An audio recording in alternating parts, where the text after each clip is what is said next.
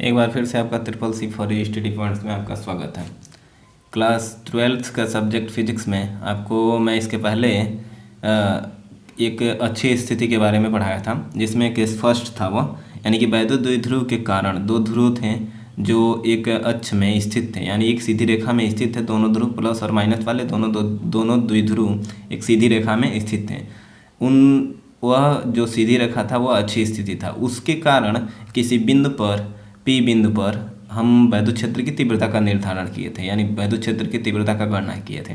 अब वही दो ध्रुव जो हैं निरक्षीय स्थिति, मतलब वो दोनों दो ध्रुव तो एक सीधी रेखा में है, लेकिन वो उस लाइन में नहीं वैद्युत क्षेत्र की तीव्रता का निर्धारण करना, उससे हट के। जैसे कोई लाइन है, मान लीजिए ये एक लाइन यहाँ पे प्लस माइनस क्यू है और यहाँ प्लस क्यू है, तो यहीं आगे इसके आगे हम लोग निकाले थे अगले वाले, इसके पहले वाले केस में हम लोग फर्स्ट में, बल्कि अब आगे नहीं, एक सीधी रेखा में नहीं निकालना। ये दोनों द्विध्रुव यहाँ पे हैं, इनके इधर चाहे कहीं और निकालना, ठीक है। तो इसमें हम पढ़ते हैं निरक्षीय या अनुप्रस्थ स्थिति में ब्रॉड साइड एंड पोजीशन, यानी कि माना एक वैद्युत द्विध्रुव प्लस माइनस क्यू तथा प्लस क्यू आवेशों से निर्मित है। इसकी लंबाई 2l है। द्विध्रुव के मध्य बिंदु से r दूरी पर निरक्षीय स्थिति में बिंदु P पर वैद्युत क्षेत्र की तीव्रता का निर्धारण करना है। इसमें देख लीजिएगा चित्र से आप समझ सकते हैं। हम जानते हैं कि वैद्युत द्विध्रुव के बीच की दूरी, उसी दिन मैंने बताया था कि 2l हम मानते हैं। तो माइनस क्यू और प्लस क्यू दो वैद्युत द्विध्रुव हैं और निरक्षीय स्थिति में यहाँ पे P बिंदु है, जिसपे हम यहाँ पे वैद्युत क्षेत्र की तीव्रता का निर्धारण करेंगे। अब ये देखिए कहाँ से, मध्य बिंदु से r दूरी पर, ये मध्य बिंदु O है, इस यहाँ से कितनी दूरी पर, r दूरी पर हम निर्धारण करना हमें। तो यहाँ पे 90 डिग्री का एंगल बनेगा। इसमें पाइथागोरस अगर प्रमेय लगाएं तो ये r और l, यानी कि ये दोनों लंब और आधार बन रहे हैं और एक कर्ण बन रहा है, तो कर्ण का वर्ग यानी निकाला हम कर्ण का मान, इसका मान निकाला है तो √r² और l², और दोनों सेम, ये भी इसका भी मान वही आएगा, यानी कर्णी में r² प्लस l², ठीक है।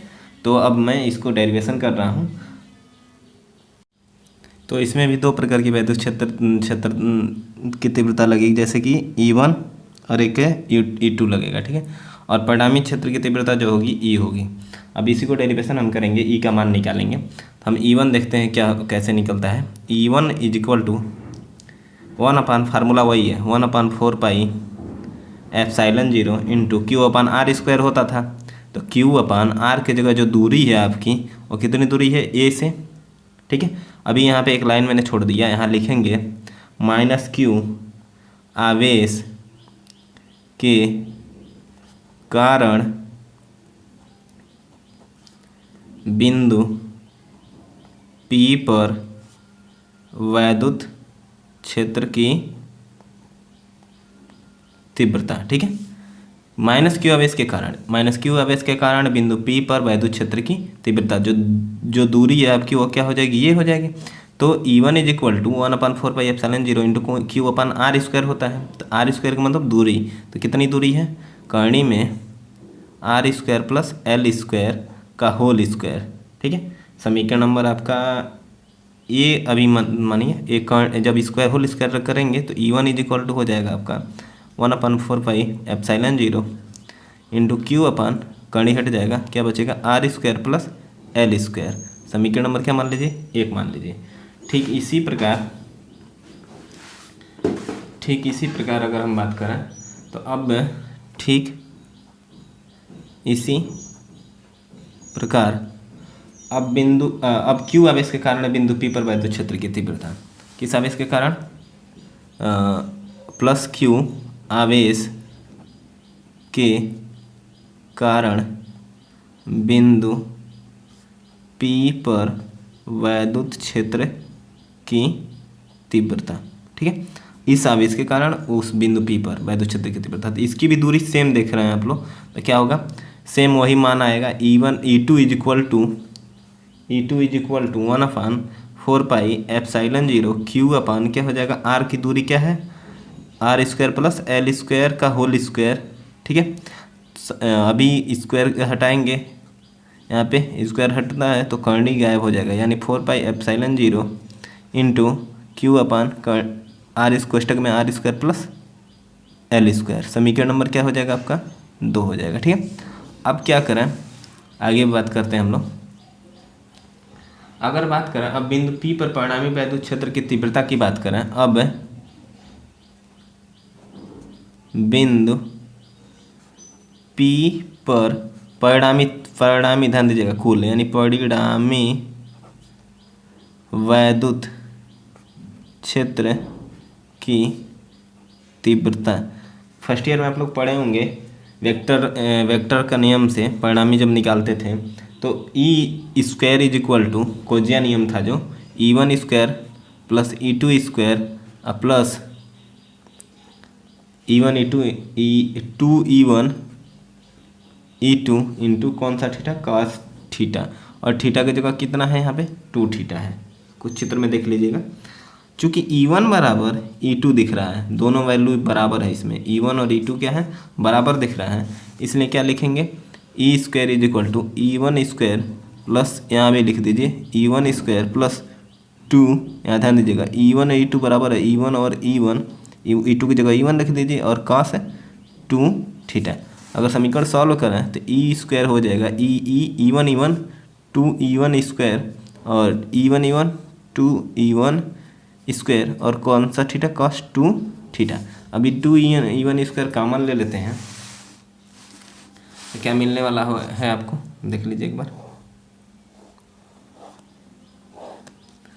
तो E square is equal to मिलेगा आपको 2 E1 स्क्वायर, अगर कॉमन ले लेते हैं तो 1 प्लस, यहाँ से कॉमन लिए हैं तो 1 plus 2 cos 2 theta, 1 plus cos 2 theta, ठीक है।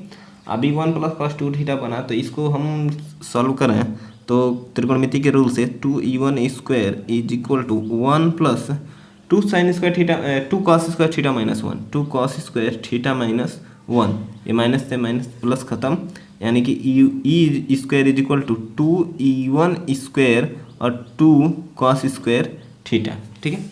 अब इसको और सॉल्व करें तो आपका हो जाएगा, कितना होगा 2 2 4 हो जाएगा, तो यानी ई स्क्वायर इज इक्वल टू हो जाएगा आपको 2 और 2 4 E1 स्क्वायर और कॉस स्क्वायर थीटा। इसको सॉल्व करने के लिए फिर हम आगे बताते हैं, ठीक है। मोस्ट इम्पॉर्टेंट टॉपिक है ये, ध्यान दीजिएगा, फिर एक बार उसको सुना लिखते हैं हम। अभी अभी जो था आपके मिला था, क्या था, ई स्क्वायर इज इक्वल टू था 4 E1 स्क्वायर और कॉस स्क्वायर थीटा था, ठीक है। अभी क्या करें इसको, अगर हम बात करें इसको करनी में लें तो क्या होने वाला है, यानी ई बराबर क्या हो जाएगा, अंडर रूट में अगर बात करें तो 4 E1 गुड़े E1 और गुड़े कॉस थीटा ऐसे लिख सकते हैं, और जोड़ा बन जाएगा, ए भी जोड़ा बन जाएगा, 4 का निकलेगा तो वर्गमूल 2 हो जाएगा, यानी ई बराबर 2 E1 कॉस थीटा, ठीक है। अब ये आपका मेन फार्मूला बन गया।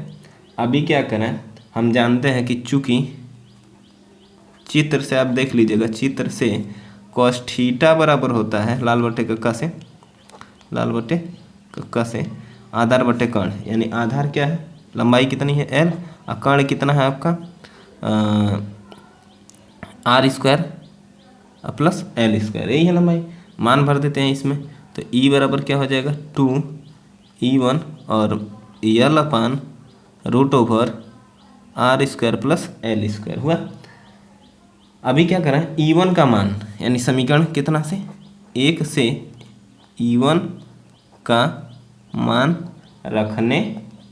रखते हैं तो E बराबर क्या हो जाएगा आपका 2, यहाँ पे क्या था 1/4 pi epsilon 0 Q upon under root R square plus L square और into L upon under root R square plus L square, यही है ये इसका मान, मतलब ये कॉस थीटा का मान ऑलरेडी था, या इतना जो है ये किसका मान है आपका E1 का मान है। अभी इसको सॉल्व करें तो क्या मिलेगा आपको, नीचे का ध्यान दीजिएगा,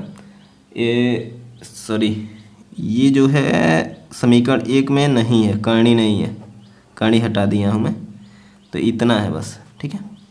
अभी सॉल्व करें तो 2QL ऊपर आ जाएगा, ठीक है।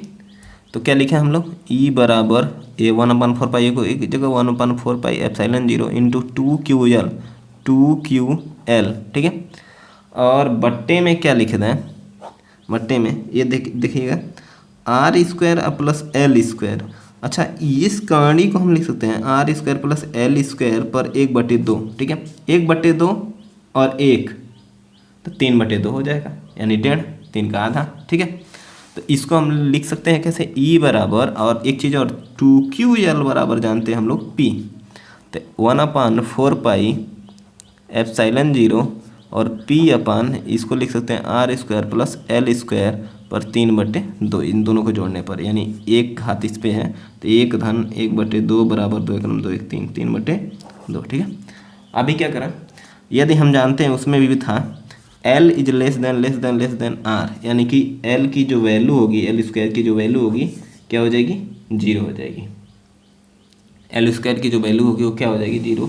तो अगर मान भरा तो क्या होने वाला है, मान भरते हैं तो ई बराबर क्या हो जाएगा 1/4 epsilon 0 into P upon R square plus 0 और 3/2। तो क्या मिलेगा फिर से, ई बराबर 1/4 एप्सिलॉन 0 इंटू P अपान ये 0 ख़त्म, आर स्क्वायर पर 3/2 का गुणा हुआ है तो 2 से 2 ख़त्म, तो क्या मिलेगा, ई बराबर 1/4 एप्सिलॉन 0 इंटू P अपान RQ, ठीक है।